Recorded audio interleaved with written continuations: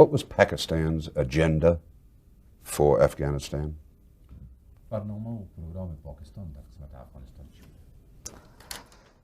ما از ملت پاکستان که در طول دوران جهاد مردم ما را و جهاد ما را کمک و همکاری کردن یک عالم سپاسگزار هستیم.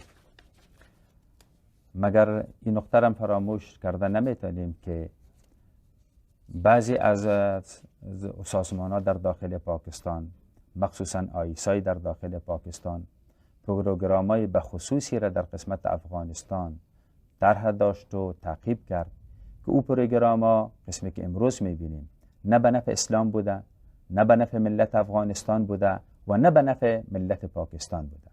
و من یقین دارم پروگرام‌ها و طرح‌هایی را که آیسای داشت و تعقیب می‌کرد، اکثریت سیاستمدارای دورفکر پاکستان و ملت پاکستان با او پروگرام‌ها مخالف بوده و مخالف است. We in Afghanistan are very much grateful of the nation of Pakistan during our jihad against the Soviets. We are grateful of Pakistan's nation's help. We cannot forget it. Also, we cannot forget that the ISI, Intelligence Service of Pakistan, had its special agenda, which resulted in what we see today. This program or agenda of ISI was neither in the benefit of Islam nor nation of Afghanistan, and not in the benefit of the nation of Pakistan. And I know also that most or majority of the statesmen in Pakistan were not happy with the agenda of ISI. ISI was like a state within a state running loose, in other words then. Does he agree with that? میگه شما به یقین هستین که آیسای خودش یک حکومت بود در مابین حکومت که لجام گسیخته بود و او که جلوگیری کرد نمیکنه. بدون شک. No doubt.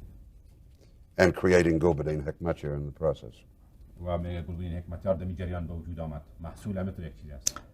گلبدین حکمتیار محصول فعالیت‌های آیسای در افغانستان و عامل آیسای در داخل افغانستان بوده و است.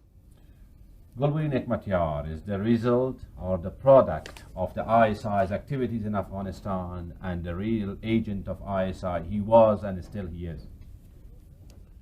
From your perspective, did the Americans, either the American Foreign Ministry or the CIA, understand this hidden ISI agenda for Afghanistan? فکر میکنید که امریکایی‌ها و مثلا CIA هم که بود همینطور یک برنامه مخفی آیسای در وقت میفهمیدن یا نه؟ ما فکر میکنیم که طریق از در قسمت تا حد زیادی میفهمیدن و آیسای به امریکایی‌ها همین مثلا مطلب انتقال داده بود و فهمانده بود که یگانه شخصیتی که در آینده در افغانستان به قدرت برسه دیگه او حکمتیار است و حزبی که منظم است حکمتیار است، شخصیتی که در آینده در افغانستان به قدرت برسه حکمتیار است. I think that to a large extent they accepted that idea. To a large extent they were informed about. It was ISI who informed the Americans, correctly or not correctly, that it is the only organized party in Afghanistan. It's the only strong man who will take power in Afghanistan in the future. I think to that extent Americans knew it.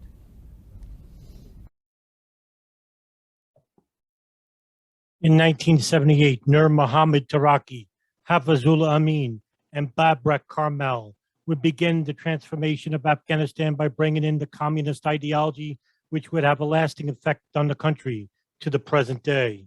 It began with the assassination of a respected and prominent leftist, Mir Akbar Khyber, who was the leader of the People's Democratic Party of Afghanistan, in short, the PDPA. His untimely death was placed at the feet of Afghanistan President Mohammed Daoud Khan.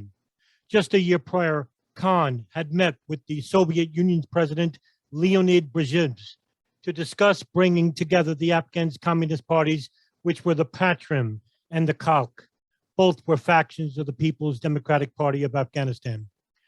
Brezhnev considered this an important time for both the Soviets and the Afghans.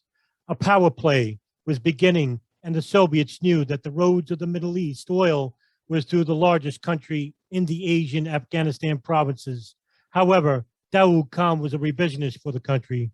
He saw how Great Britain and its ally, the United States, began internally usurping other Arab nationalist countries with newfound vigor. Daoud bluntly replied that Afghanistan would remain free and not under any foreign occupation. Daoud Khan would return to his home country and began the process of eliminating any future contacts with the Soviets, and instead wished to begin new relations with its Eastern Arab nations, Saudi Arabia, and began dialogue with King Khalid bin Abdulaziz Al Saud regarding the regulation of oil to the Arabs only. Months later, the assassination of Khyber took place, leading the communist bloc to stage rallying point against the Nationalist Party. Khan, shocked by what he considered treason within the country's government, ordered the arrest of the PDPA leaders Taraki, Amin, and Karmal. However, his response to these arrests were not met with immediate action. A coup d'etat was underway, and the Daoud loyalists who surrounded his home were outmatched by the PDPA armies. Daoud and his family were met with a hail of gunfire, and all were killed on the night of April 27, 1978. The government announced on radio that Daoud would leave the country and his presidency due to health reasons. This event in time was called the Sour Revolution. A cable from the United States addressed the immediate threat to the region, that the communist bloc of the PDPA was most likely backed by the Soviet Union. Many of the Afghans in the north capital of Kabul welcomed the new government led by the leaders of the PDPA, as they found Daoud Khan strict against the non-Pashtuns minority and its religious sector. The leadership of Afghanistan would construct as this: Taraki as prime minister, Karmal as senior deputy prime minister, and Hafizul Amin as foreign minister. Those who would initially welcome the PDPA, however, would suddenly become to regret this decision. Taraki would begin implementing land reforms and also a more liberal transformation for women. Voting and dressing in westernized clothing, for example, were highly encouraged. Suddenly, the traditionalist Afghans and its Pashtuns would realize that the socialist ideology was beginning to take an incremental hold of the country, starting in Kabul, the capital. Tribal traditions were now banned, such as usury, bride price, and forced marriages. Education was now at the forefront. Literacy was also improving, while beards on men were discouraged. The religious sector of Afghanistan took immediate notice, and their displeasure was loudly declared. They wanted a new government. Meanwhile, the Pakistan ISI were watching very closely under Hamid Gul, who was the president, watching the country make a miraculous turn. However, the Soviets and the communist bloc threatened Pakistan as well. Also, Hamid Gul had thought, as well as Zia-ul-Haq. Marxist policies were replaced Afghan traditions. The Pashtuns protested. It would be met with extreme prejudice by the PDPA as the military wing began to arrest and even torture local tribe and Afghans who were voicing their opinions too broadly. Some were even assassinated in the silence of the night. However, a new coup was beginning to take place, and on September 11, 1979, Taraki, who was returning from a meeting in Cuba, was greeted by Amin at the airport. Amin had accused Taraki of being incompetent to govern the country and had him arrested. After Taraki's arrest, Amin reportedly discussed the incident with Leonid Brezhnev, in which he said, "Taraki is still around. What should I do with him?" The response from the Soviet leader was quite curt: "Do what you will." Amin was adamant about expelling Taraki from the country, but the Soviets favored Taraki more than they did Amin. On September 15, 1979, the Soviet battalion located at Bagram Air Force Base was put on notice to try and rescue the imprisoned Taraki. But Amin loyalists had the manpower advantage. They stood down for now.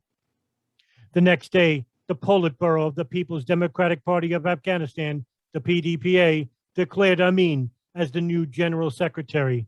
Amin ordered the death of Taraki during the evening hours of October 8, 1979, and arrogantly believed he had the full support of the Soviets in doing so. However, Brezhnev heard about the murder of Taraki and was enraged at the outcome. Amin had also arrested the family of Taraki and jailed them immediately after his death. Almost immediately, Amin's government began to invest in the reconstruction and reparation of mosques and catered to the tribal Afghans and its non-Pashtuns minority. The Afghan military plunged. Funding began to go to the local sector as well as the private sector immediately took notice. So did the Soviets. Amin placed blame of mass executions in 1977 through 79 on the Taraki-led government and began instituting Quranic scripture in his future speeches. He began to be seen as a pious Muslim to the public at large. Amin's enemies from the socialist bloc of the Taraki government, exiled in the Soviet Union, began plotting against him as well. Meanwhile, the Pakistan government began supporting him. An old ally, Babrak Karmal, began meeting with the Taraki loyalists. The meetings would be held in the southern tip of the Soviet Union, and these talks would prove to be beneficial to the communist bloc. December 1979, Amin would meet with Agha Shahi, Pakistan's foreign minister. These meetings would embark on how to defend against future coups from the Taraki loyalists and the communist bloc. Through the Pakistan ISI and the Pakistan Secret Police, they would begin training Mujahideen rebels in Jalalabad, Pakistan. Hafizullah Amin would begin to grow suspicious of everyone and relocated to his home in the center of Kabul. The conspiracies, which began with Soviet spies, began troubling Amin as a trouble agent for the United States. Many Afghans began to doubt the current leadership, and the Soviets began to implement a coup against Amin. And on 1979, December 27th, Soviet military troops stormed Amin's guarded palace and killed him. His son was also mortally wounded in the gunfire. Amin, even at the point of adjunct telling him it was the Soviets committing the coup, he didn't believe it. The men of Amin's family were all executed, while the women, including his daughter, were imprisoned. Immediately after his death, Radio Kabul played the pre-recorded speech of one of his one-time ally from the PDPA, Babrak Karmal. Today, the torture machine of Amin has been smashed. Karmal was installed by the Soviets as the new president, and Karmal promised an end to all executions, the establishment of the democratic institutions and free elections, the creation of a constitution, and legalization of alternative political parties. All Amin loyalists were arrested, while many were executed. Karmal knew he had to win over the favor of the distrustful Afghan people. The Soviets protested, and Karmal replied, "As long as you keep my hands bound and do not let me deal with the Khalq faction, there will be no unity in the PDPA, and the government cannot become strong. They tortured and killed us. They still hate us. They are the enemies of the party." The Khalq faction from the PDPA was removed from power, and only technocrats and individuals within the Soviet Union trusted would be appointed to the highest echelons of government. Karmal tried to implement policies which many in the Afghan populace saw as an invasion of secular ideology purported by the Soviet Union. The religious minorities, led by the non-Pashtuns and Afghan tribal leaders, saw once again an affront to the Islamic Sharia. January 1980, foreign ministers from 34 nations of the Islamic Conference adopted a resolution demanding the immediate, urgent, and unconditional withdrawal of Soviet troops from Afghanistan. The United Nations General Assembly passed a resolution protesting the Soviet intervention by a vote of 104 to 18, with the 18 abstentions. Immediately, the United States, CIA, and National Security Agency began covertly funding Afghan warlords, led by Gulbuddin Hekmatyar, the Hizb-e-Islami, and Abdul Rasul Sayyaf of the Northern Alliance in their fight against the Soviet occupation.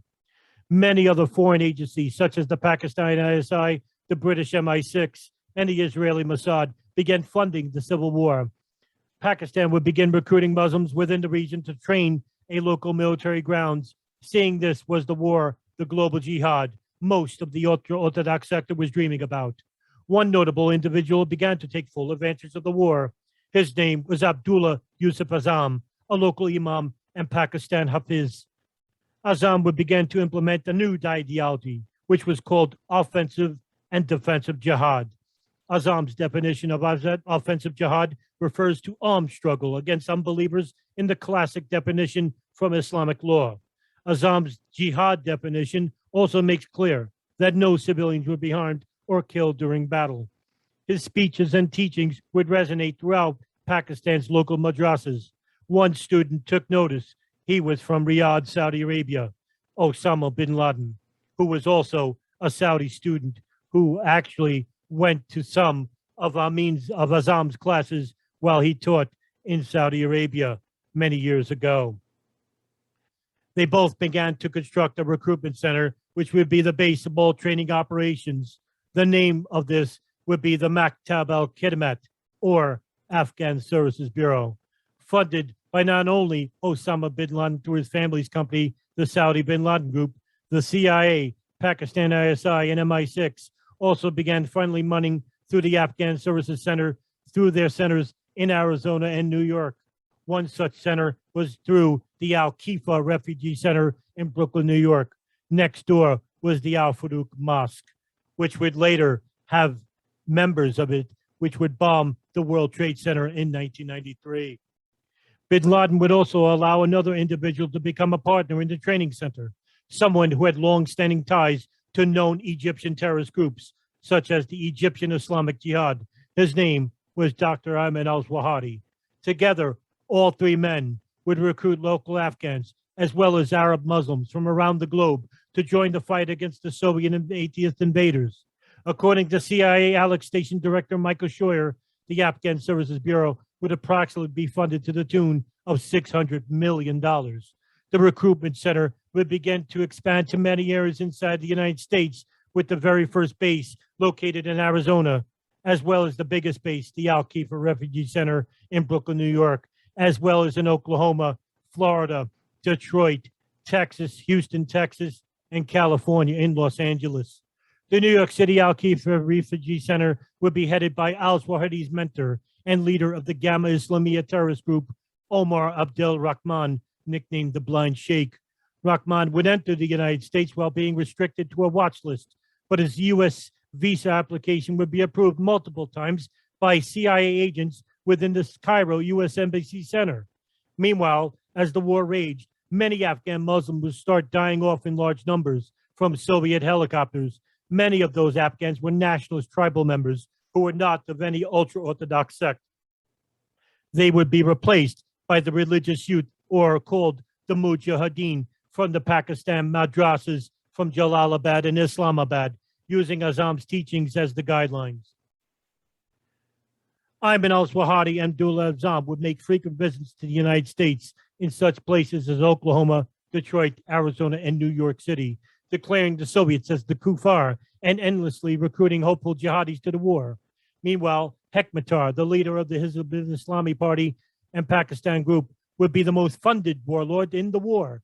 His sect would begin using those funds, as well as the drug routes along the Afghan-China road, nicknamed Silk Road, to purchase weapons from the intelligence agencies, most notably the ISI and the CIA. Meanwhile, through a CIA operation called Operation Cyclone, the United States began funneling Stinger missiles to the local Afghans in hopes of turning the war in their favor. And by 1984, the missiles were having their effects. The Afghans began turning the tide in their favor, and the Carter administration, under National Security Advisor Zbigniew Brzezinski, would implement policies which would be echoed throughout U.S. foreign policy to the present day. It was called the Grand Chessboard. In particular, Brzezinski writes, "It is imperative that no Eurasian challenger would emerge capable of dominating Eurasia and thus also of challenging America's global dominance. However, there would be a new group that would take formation in U.S. foreign policy from the mid-90s and more prominent in the late 1990s and early 2000s. They would be the neoconservatives." The Soviets knew the war would be a losing proposition and determined not to suffer any more casualties. And by mid-1987, the Soviet Union, now under reformist leader Mikhail Gorbachev, announced it would start withdrawing its forces after meetings with the Afghan government, led by the Pakistan government, acting as a mediator. By 1989, all Soviet military had left the country. The casualties suffered in the war's end, with 14,500 Soviets killed, 90,000 mujahideen killed, and approximately 1.3 million Afghan civilians killed. The war made Osama bin Laden an overnight hero in the Muslim world, as he helped by building roads, bridges, and local recruitment centers during the 10 years. The Maktab al-Khidmat continued to be funded by Muslims and the CIA around the world. Meanwhile, Azam would confront both of his confidants, bin Laden and al-Zawahiri, about using the funds to help rebuild Afghanistan and turn their attention to the Palestinians in Israel. However, al-Zawahiri had other ideas. He wanted to use the operations funding to keep the jihad going, this time against the United States, who had left the country to its own self, and which would conduct 2 civil wars, which would have tripled the casualty rates of the Soviet-Afghan War. On November 24th, 1989, Abdul Azam, his son Mohammed, were driving his father and brother to prayers held in the mosque in Peshawar when unknown assailants detonated a roadside bomb as the vehicle approached the bridge, killing everyone in the car immediately. To this day, nobody was arrested for the murder, and according to certain close contacts of Azam, had placed blame on Egyptian cleric Ayman al-Zawahiri, as well as the Saudi GID and Israeli Mossad. Those same associates of Azam suspect the killing was part of a purge of those who favored moving the jihad to Palestine. One of them was the Al-Kifr Refugee Center Imam Mustafa Shalabi, who also agreed to continue the jihad in Palestine against the Zionist Jews. Shalabi would later be killed in his home in Brooklyn in 1991. His murder, much like Azam, was unsolved, with the main suspect was also another Egyptian cleric, Omar Abdel Rahman, left to take control of the Al-Kifr Refugee Center. Both al-Zawahiri and Rahman denied their involvement in the 2 murders, with the Maktab al-Khidmat now under the control of Ayman al-Zawahiri and Osama bin Laden, and the Al-Kifr Refugee Center, as well as the Al-Faruq Mosque, under the control of Omar Abdel Rahman. The operations center would continue its base under a new name, Al-Qaeda.